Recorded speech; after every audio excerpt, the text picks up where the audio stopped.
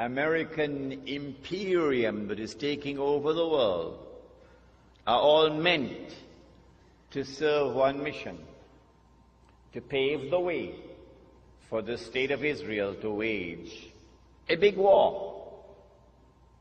And as a consequence of that big war that Israel is going to wage, the territory of the state of Israel is going to dramatically expand to encompass the biblical frontiers of Israel, of the Holy Land. Bible says, from the river of Egypt to the river Euphrates. That's not true. The Quran proves that that is false. The Holy Land does not exist from the river of Egypt to the river Euphrates. That is false. But it's there in the Bible. They put it in. And so Israel has to wage a big war which will dramatically expand the territory of the state so that Israel will control the Suez Canal tomorrow. And Israel will control the oil of the Gulf tomorrow. And there will be a concomitant attack on the US dollar. And the US dollar collapses, and when it collapses, it will bring down the whole world of paper money with it. This is our lecture on Islam and the international monetary system.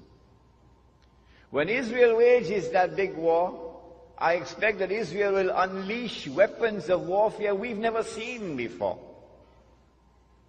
And at the end of it, Israel will take over from the United States as the new ruling state in the world. But Israel cannot wage that war while still there are any significant obstacles in the way. And now put on your thinking caps. Which is the most significant obstacle which still stands in the way of Israel waging her big war? Is it a man named Osama bin Laden and his men hiding in caves in Afghanistan? Is it that blue-eyed stooge of the Yankee, a man named Saddam Hussein? Are they significant obstacles in the path of Israel? Is it Taliban in Afghanistan? Wake up. None of these are significant obstacles in the path of Israel. Israel has one major obstacle in its way that must be removed before Israel can wage that big war, and it is Pakistan's nuclear weapons capacity.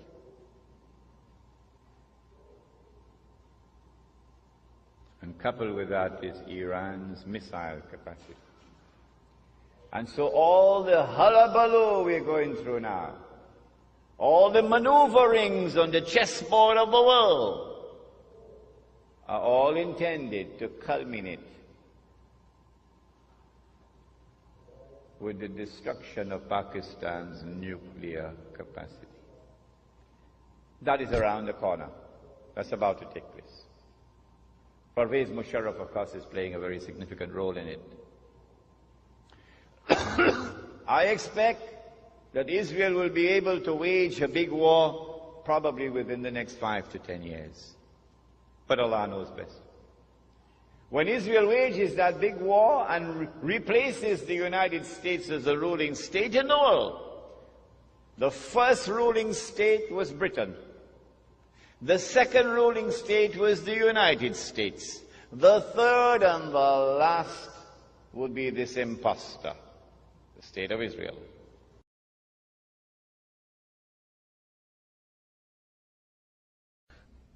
You know, you're supposed to bury your dead and forget about it, because she didn't get a chance to bury her father.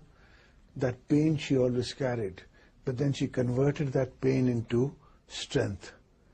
This is something I learned after I lost her. I didn't know there was a strength in pain. I had no idea that you could use the pain, the force of pain, and convert it into an energy to fight. And you must miss her every day. Every moment, every second. day going so far?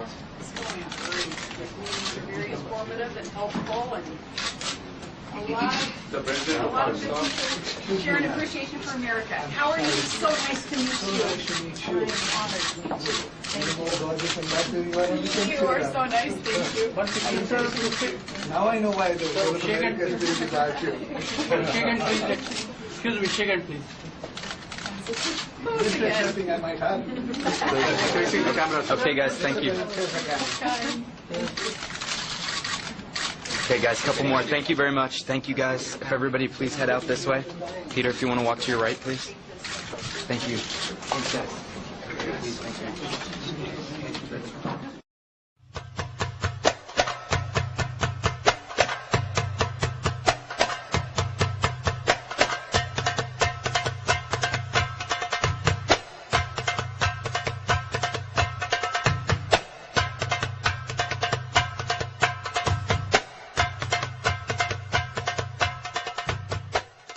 In Pakistan, meanwhile, the first apparent U.S. missile strike since Barack Obama became commander-in-chief. At least 17 people were killed, and the world is getting an early sample of the new administration's war on terror. Let's head over to the Pentagon. Our correspondent Barbara Starr is standing by. What happened, Barbara?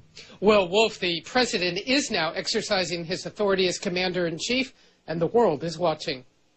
Do solemnly swear. Just as President Barack Obama was sworn in on Tuesday, General David Petraeus was in Pakistan pressing top officials yet again to crack down on militants. The first sign the Obama administration's not going to ease up on the hunt: 2 CIA missile strikes Friday killed more than a dozen people in the tribal region. There have been some 30 strikes like these over the past year. The new president is making clear the deteriorating security situation in Afghanistan and Pakistan will get more attention. This is the central front in our enduring struggle against terrorism and extremism. CNN has learned from a top U.S. official the missile attacks are authorized under a covert program which has been briefed to Mr. Obama. The reason for the program's existence? To target and kill senior al-Qaeda and Taliban leaders and keep survivors on the run. Suspects may be tracked for weeks before strikes are called in. Under George Bush, the president did not have to approve each strike beforehand. It's believed Mr. Obama, for now, has the same arrangement, according to U.S. officials. Even during the campaign, candidate Obama made clear he wouldn't hesitate to cross Pakistan's borders. If we have actionable intelligence about high-value terrorist targets and President Musharraf will not act, we will. In an interview Friday with Wolf Blitzer, Musharraf, now out of office, said Pakistan doesn't expect the U.S. strikes to stop. Well, nobody in Pakistan is comfortable with strikes across the border. There is no doubt in that. Public opinion is very much against it.